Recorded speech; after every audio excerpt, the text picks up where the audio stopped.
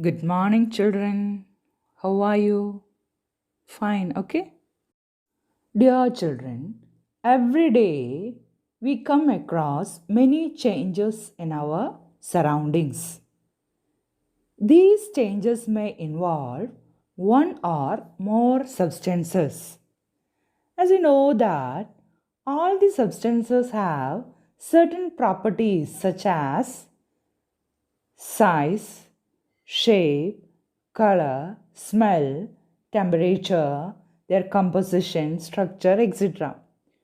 When one or more properties of a substance become different, we say that a change has taken place in it.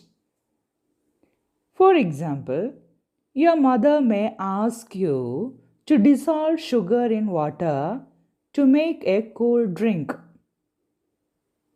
Making a sugar solution is a change. Similarly, setting curd from milk is a change. Sometimes milk becomes sour. Souring of milk is a change. Stretched rubber band also represents a change. Make a list of 5 changes you have noticed around you. Okay? Your list may contain changes like a formation of curd from milk, cooking of food, burning of fuels, rusting of iron, ripening of fruits, or drying of clothes. Some changes are beneficial to us, whereas some are harmful to us. For example, ripening of fruits is a beneficial change. So we tried to make the ripening of fruits faster by artificial methods. On the other hand, rusting of iron is a harmful change. So we tried to prevent rusting of iron by various methods like painting the iron object. The change in a substance does not occur on its own. There is always a cause which brings about a change in a substance. For example, ice does not melt on its own to form water. Ice must be given some heat to melt and change into water. Thus, heat is the cause of the change of state of ice from solid to liquid. In this chapter, we shall study the nature of these changes. Broadly, these changes are of two kinds, physical and chemical. We will now discuss physical changes and chemical changes in detail one by one. Let us start with the physical changes.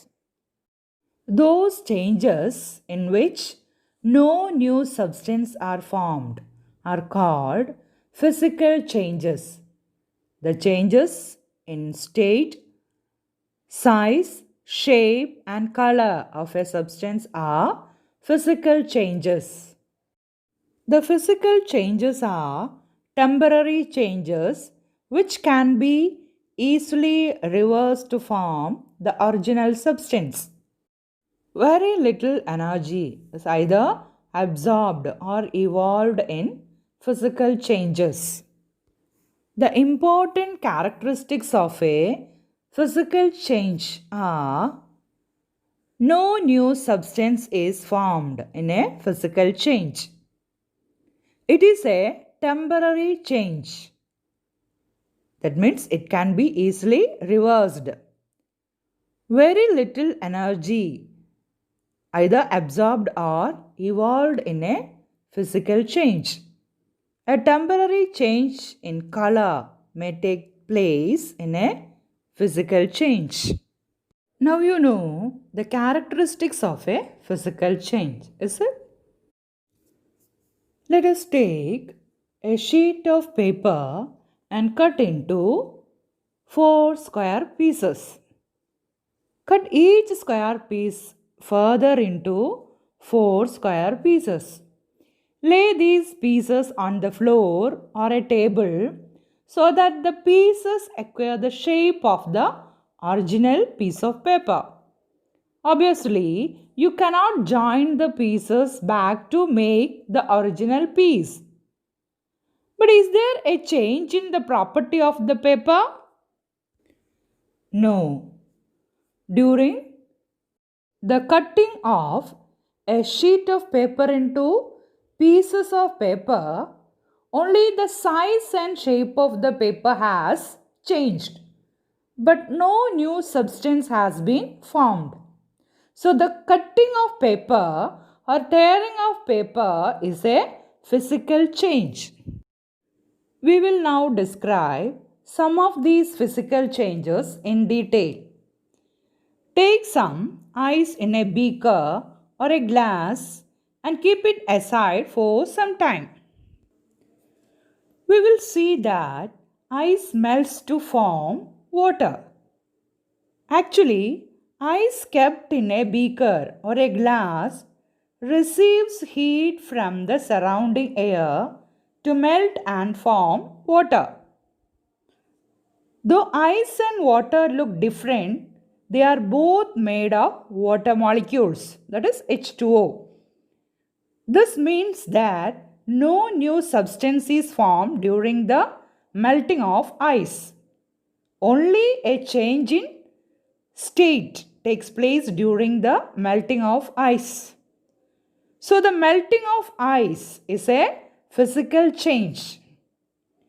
The change which occurs during the melting of ice to form water can be reversed easily by freezing the water to form ice again. That is, the freezing of water to form ice is a physical change. Boiling of water and condensation of steam.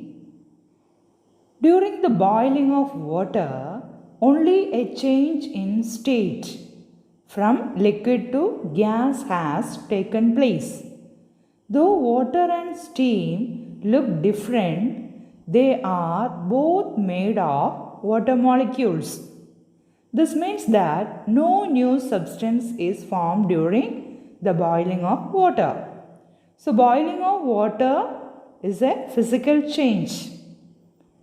The change which occurs during the boiling of water can be reversed easily by condensing the steam to form water again. So, the condensation of steam to form water is a physical change. The conversion of water into water vapor, that is, evaporation of water, is a physical change. The conversion of water vapor into liquid water, that is, condensation of water vapor, is a physical change. Then, the conversion of chalk stick into chalk dust is a physical change, because both the chalk stick and chalk dust are just the same substance, only their size is different. No new substance is formed during the conversion of chalk stick into chalk dust. The change which occurs during the conversion of chalk stick into chalk dust can be reversed easily by adding water into it to make thick paste of chalk dust. And this thick paste of chalk dust can be molded into a chalk stick and then dried. Some more examples of physical changes are making of a solution, that is, the dissolving of salt or sugar in water to make its solution is a physical change. The breaking of a glass tumbler and the heating of hacksaw blade to the red hot stage are also physical changes. Okay, children, thank you.